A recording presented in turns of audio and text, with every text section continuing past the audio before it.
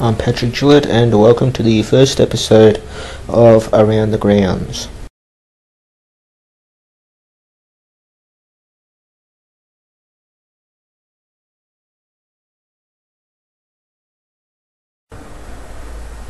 In this episode we look at the Everton press conference after the 2-1 win against Brisbane. Carlton beat Essendon in the 1968 VFL Grand Final for our 5-minute grab. And in our score of the show, Barry Breen kicks the winning point against Collingwood in 1966.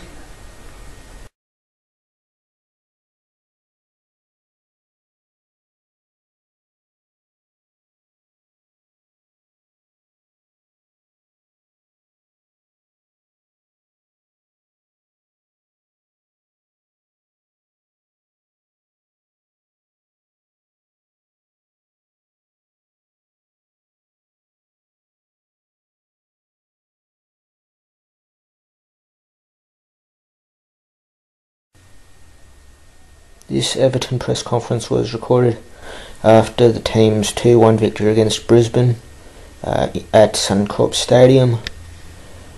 The crowd in attendance was 19,786.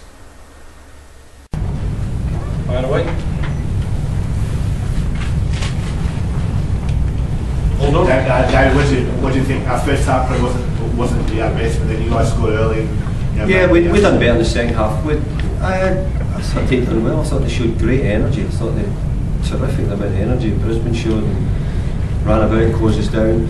And we had quite a lot of counter-attack moments with the ball, and I thought we were sort of wasteful in the first half.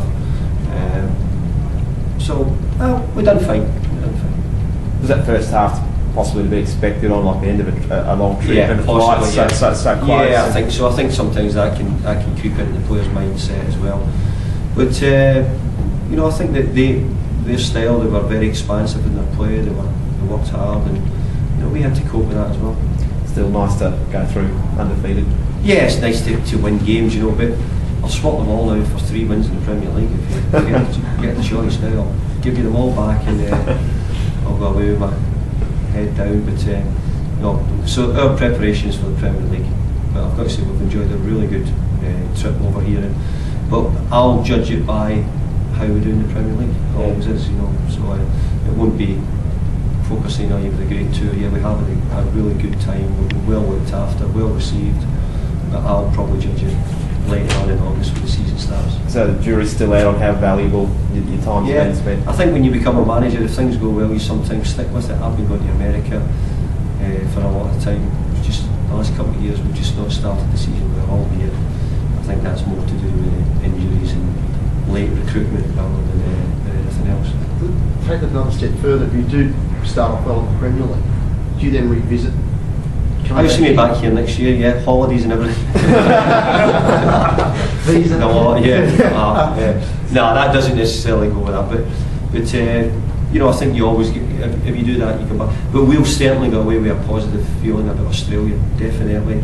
The way the people looked after us, the Everton supporters out here don't want to wait another 20 years till Everton come back again. And I do hope that the people who brought us out have thought that Everton have been good value for the games and they've enjoyed hardness. Would you recommend other Premier Leagues? I would. I think Blackburn are out in Sydney next week, aren't they? And I think in the future you will. I think there'll be a lot more teams in the future travelling to further afield. So because the quality of the opposition's okay? I think because of quality, but I think there's a demand now to see the Premier League teams. I mean, countries like India, for example, with the next countries where everybody in Singapore and Thailand know all the Premier League players. And I think actually now with Timmy Cahill being at our place, that plays a big part as well. So are you continually surprised about the reach the Premier League has across the globe? I mean, everyone. I've got to say, if you come to Australia in comparison to the other parts, I was in South Africa. Everybody knew all the Premier League players in South Africa. We've been in Thailand. You can hardly walk down the street in Thailand. Everybody knows you. Slightly different in Australia, a good little bit behind, but it's an Ashes year, though. It's, well, I'm Scottish, so that's right. So I think overall, I think it's good for Australia as well, because I think Australia, and I've been sort of canvassing it a little bit. I think Australia may push towards the World Cup, and I think it'll be good for them to get the traction of some of the big clubs coming over in the years and months to come. You've been disappointed with the services, not the previous two matches. How did you find it? Tonight's was really good. Tonight's was good in comparison to what we've had, and thanks to the groundsmen and the staff for getting it in good condition. Is Jack Rodwell sort of pressing his claim for more advanced role, perhaps in the field? More advanced or more attacking, perhaps? Well, I think he was that anyway last year. I think he did play in the end we used him as a more attacking player and getting forward and scoring goals. And I mean, he scored 2 goals in this trip already. He's certainly capable of it, and that's at the moment I do see Jack showing a bigger strength in that department at the moment than say any of the other ones. Special finish, wasn't it? It was a great goal. It was a great goal. He's got that ability, and we know that he's technically very gifted. David, what are your targets for the season? I don't know yet. I would like to finish first, but that's probably unrealistic. But I couldn't turn around in front of Phil and say I want to finish 4th or 5th, because I couldn't do that to my team. You know, I have to say that I'm going to finish first. And, but again, that's probably might be unrealistic, but I have to believe it can happen, and I have to set my team out with that. If we don't finish first and we fall a bit below it, then we might be happy with that. Who knows?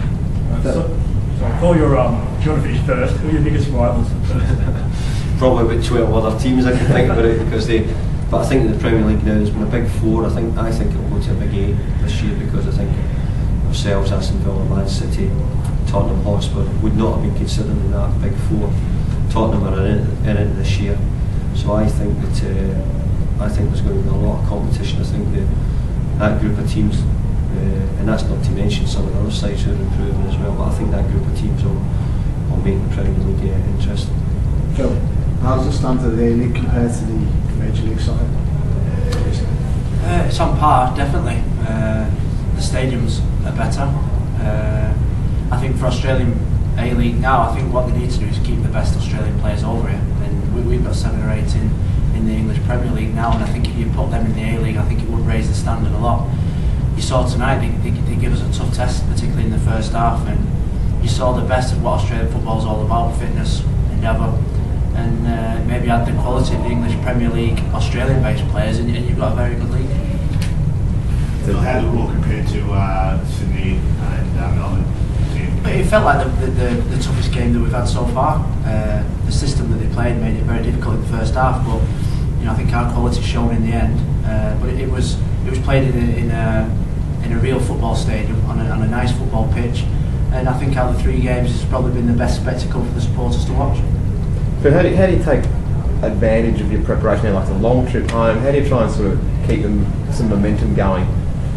Well, I think we've been out here for 18 days, so we've really set up base camp over here, and we've managed to train well. We've managed to play 3 quality games, and we've got to take that home now. And the Premier League season's creeping up on us. It's less than a month now, so we've got to hit the ground running when we get home. Because of the travel, we've probably not trained as hard as what we've normally would have done. So when we get home, we know that we've got to up it a notch.